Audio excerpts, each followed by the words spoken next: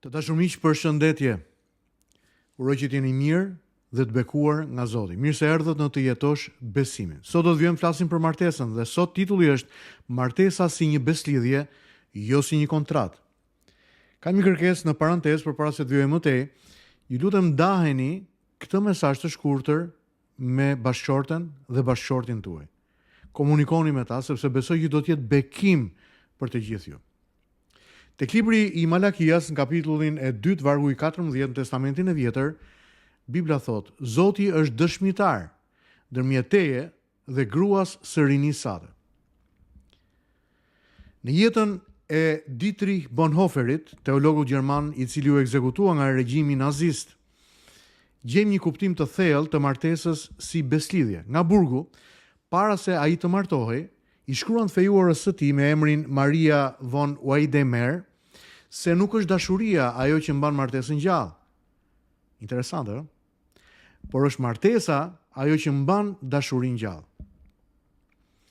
Ai e kupton se ndjenjat ndryshojnë, por beslidhja krijon hapësirën ku dashuria rritet, piqet dhe mbijeton edhe në mes të errësirës edhe momenteve të vështira.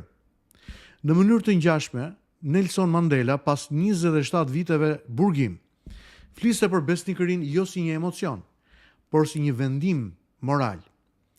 Historia e tij na kujton se gjërat më të çmura në jetë nuk ruhen sepse janë të lehta, por sepse janë të drejta. Së pari, beslidhja përfshin Zotin si dëshmitar. Malakia na kujton se martesa nuk është vetëm marrëveshje mes dy njerëzve. Një marrëveshje natyrisht mund ta prishni tek noteri, në gjykat. Zoti është dëshmitar aktiv i martesës tuaj. Kjo jep martesës një peshë shpirtërore dhe morale që shkon përtej ligjit apo ndjenjave. Së dyti, kontratat mbrojnë interesat, ndërsa beslidhjet mbrojnë marrëdhëniet. Një kontratë pyet: çfarë fitoj unë? A më bën të lumtur kjo lidhje?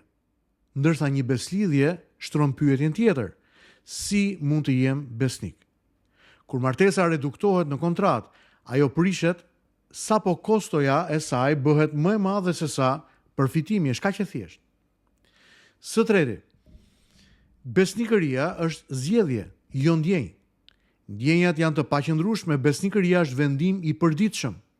Ti vendos duke thënë çdo mëngjes: unë do të jem besnike bashkëshortit tim. Unë do të jem besnik bashkëshortes time. Në Bibël, besnikëria lidhet me karakterin, jo me emocionin. Martesa që mbijeton është ajo që mbështetet tek zgjedhja për të qëndruar së bashku. Pyetjet që kam për ju janë këto: nga çfarë po udhëhiqem sot? Nga përkushtimi apo nga interesi personal? Nga ndjenjat e momentit? Si reagoj kur martesa kërkon sakrificë? Të rriqem apo qëndroj? Çfarë zgjedhje konkrete mund të bëj sot? Të fal, të dëgjoj, të jem i pranishëm edhe kur nuk e ndjej se duhet jem?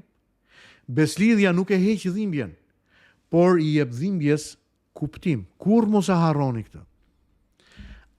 Ajo nuk është garantuesi i rehatis, i komoditetit, por krijon kushtet më të përshtatshme dhe optimale për vijimin e një marrëdhënie të qëndrueshme. Le të lutemi së bashku miq. Zoti je dëshmitar i beslidhjes time me bashkëshortin tim, me bashkëshorten time. Më ndihmo të jem besnik, jo vetëm kur është e lehtë, por edhe kur më kushton. Ndihmo formimin e karakterit tim të qëndrueshëm, që dashuria ime të mbështetet në besnikërinë tënde, të mbështetet tek përkushtimi, tek përgjegjësimarrja dhe tek ideja e beslidhjes së përjetshme. Ti qëndron si dëshmitar aktiv mbi martesën time. Ndaj lutem sot, bekoj o Zot. Perëndi dashur, bekoj miqtë e mi në martesën e tyre, burrat dhe gratë. Dhe lutem që t'japësh drejtim, udhëheqje, ndriçim dhe kuptim, edhe kur konfuzioni vjen, edhe kur shqetësimet ngrihen. O Zot, lutem për paqe, lutem për restaurim dhe për bekimet që vijnë prej Teje. Në emrin e Jezusit. Amen. Të dashur miq, ju falenderoj që qëndruat së bashku me mua për gjatë këtyre pak minutave që sjellin dritë në jetën tuaj. Ju ftoj që të vijojmë së bashku sërish nesër në pjesën tjetër mbi martesën. Mezi pres. Zoti ju bekoft.